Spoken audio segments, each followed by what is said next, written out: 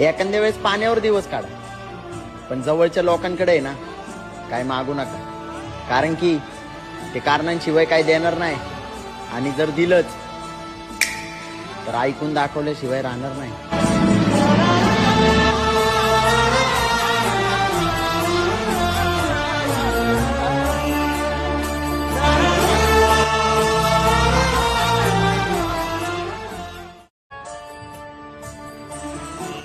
एखाद्या वेळेस पाण्यावर दिवस काढा, पण जवळच्या लोकांकडे आहे ना काय मागू नका.